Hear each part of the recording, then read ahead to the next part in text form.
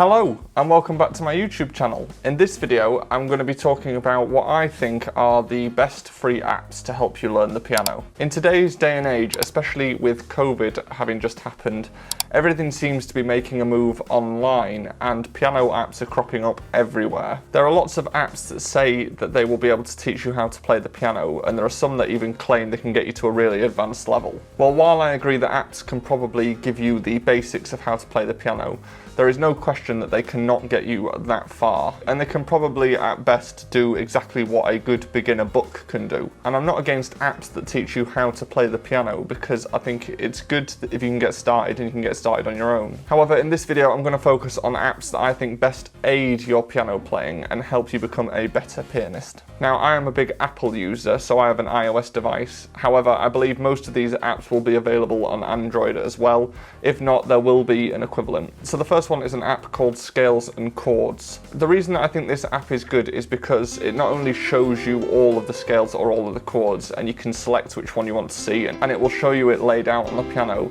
but it also shows you chords, and I think this is often neglected in these kind of apps. In piano learning apps, they tend to teach you how to read music, but they don't teach you the actual basics of how music is structured.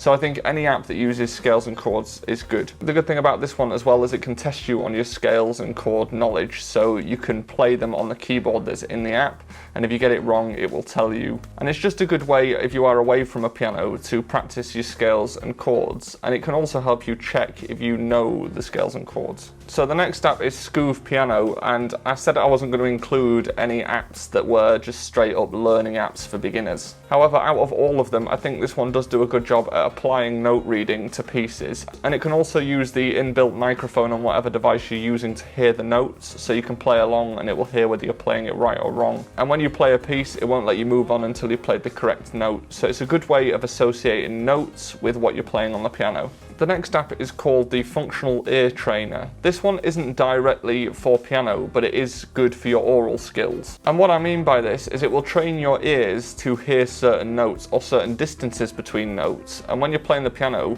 this makes it a lot easier to predict where you're going to next, or if you see some notes on the page, you'll be able to hear it in your head before you play it, which is a very useful thing to be able to do. When you play piano for a long period of time, you develop this skill anyway, but this app will help you really hone that skill and become a better overall musician. The next app I would suggest is an app called Piano Mate, and similar to Scoob Music, this one will hear what you're actually playing. The repertoire it has in the app is vast and it's of all levels, so it's really good if you just want to have a go at some songs. The idea with this sort of app is that you are getting good at reading music and associating it with the piano keys. I do think a lot of beginner and learner books can do the same job, but sometimes people find this sort of interactive kind of activity much more helpful. So if you want to have a go at playing some songs from the beginning and you don't know any piano, this might be a good place to start. Now we're getting onto the apps that I actually regularly use with my students and for myself. So the first app that I use all the time is an app called Music Tutor.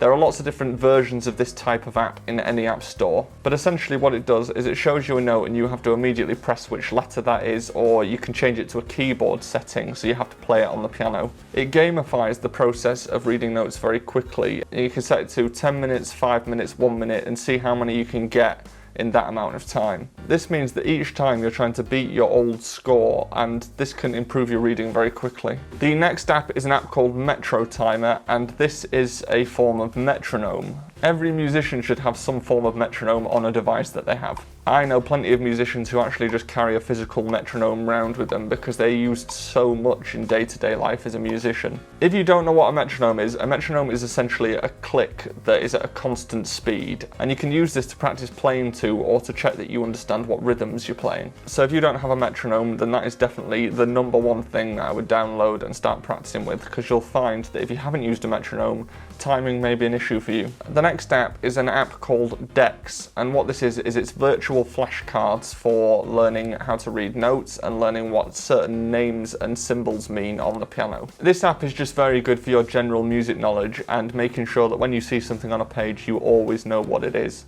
So if you get some spare time and you have this app, then you can just have a go and see if you know all the symbols that you might see on a page. The last app that I would suggest is an app called Virtuoso Piano, and this is just a piano that you can use on any device. There are lots of different reasons to have an app like this, and I use it sort of periodically for very different reasons. It might be to check that another instrument is in tune, it might be to check that the piano is in tune. It also might be just to reference notes on the piano if you are learning and you want to just double check something when you're on the go. The one thing I would not use it for is to try and play the piano. Trying to play the piano on a phone or a tablet is just not going to help you playing at all. But there are plenty of reasons to have an app like this, and you'll find that if you download it, you'll probably use it more than you think you would. If you have any apps that you think are useful for playing the piano, then let me know in the comments. And if you want to book a lesson with me, you can do that using the link in the description.